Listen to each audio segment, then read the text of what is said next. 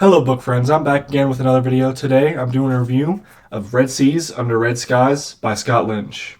Thank you for joining me. And so in the first book, it's all about him trying to get money, just for money's sake. It's quite fun. It's one of my favorite fantasy books, so I was super excited to read the second one. And so let's get into it.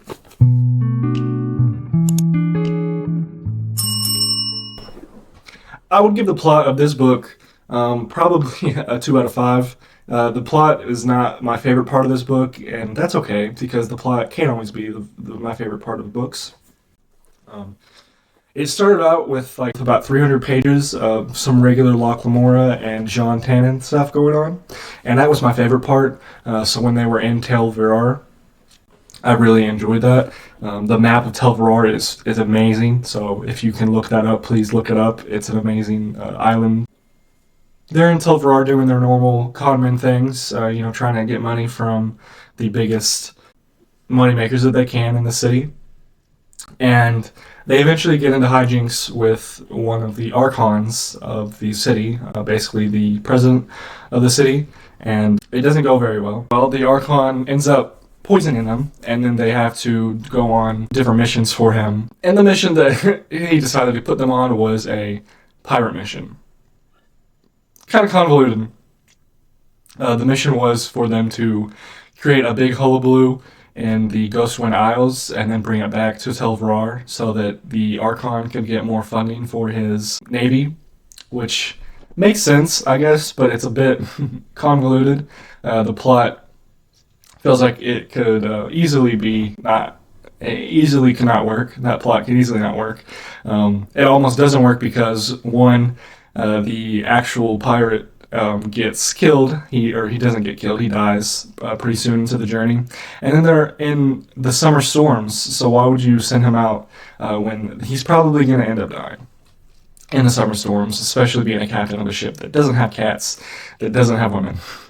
I love that part. So I'm not super involved into the plot. I got bored at times. So if you might read this, you might like it better, but I didn't like it very much.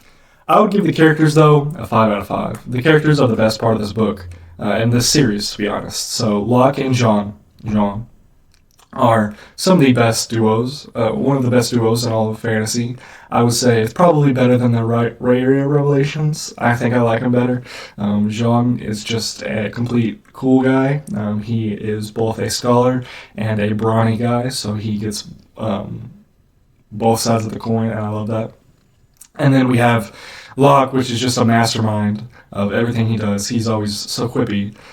So I would give the characters a 5 out of 5. Now, the supporting characters, there's not too many. There is the Archon, there is the owner of Sinspire, a lot of antagonists, and then Locke and Jean are really the only protagonists. There are very little side characters. There's Cadris, the Pirate King. Not a Pirate King, he's just a pirate. You have some other pirates, but most of it is Locke and Jean, and I would say that they are why this book is great. I would give the world building of this book probably a 3 out of 5. I don't think that it expanded the world too much. It kind of took the back of Lies of Locke and Lamora and continued. So they're in a new city. They went to a couple of cities actually with a backstory in Tel Virar, but it's not the best world building. They don't add too much. There's the Ghostwind Isles, and then Niska. There's a few different islands being dropped, and then Emberland's always brought up, which is a far-off city. We also have the Mages of Carthane. So the Mages of Carthane are probably the biggest power source in the series, and I like that Locke and Jean are kind of scared of them, but also not scared. They kind of just want to stay away from them and don't want to get involved with them at all. I really enjoy that. So I'll give world building about a 3 out of 5, maybe a 2.5 out of 5. It didn't really add very much, which is okay because the story is just not about that. The story is more about Locke and Jean. I'm going to keep saying it like that. It's about their story and their friendship. Themes are beautiful in this story. The friendship, the orphans, so all of that. I would give the prose of this book, I would probably give it a 4 out of 5. It was really easy to read, very interesting prose. I don't think I was bored very often. Sometimes the quippiness of the characters got in the way of the actual plot, but I still got the point of what Scott Lynch was trying to do. He really enjoys having his characters be witty, and the wittiness, it comes out on page. So I'll give a 4 to 5 because he really does try to make the characters like that, and he accomplishes his goal. So Scott Lynch, I would give a 4 out of 5 or a 3 out of 5 on the prose. So Red Season to Red Skies is honestly, it's an alright book. It's a pretty good book. It is a good continuation of the last Locke and Lamora. I did not like the pirate aspect of it very much, so hopefully in the future they get back to the continent and can just do the common things, because that's definitely what I enjoyed the best. The first 250 to 300 pages were a blast, and I loved them when I got on the ocean. Didn't like it as much, but that's okay. I'm hoping that in the future I will be able to enjoy the Republic of Thieves, and as Scott Lynch gets to finish the series.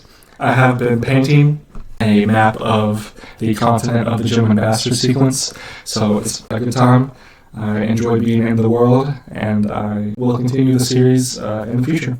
So thank you for joining me in my review of Red Season to Red Skies by Scott Lynch, and join me next time. Let me know what you feel about the book in the comments below, and I appreciate it. Thank you.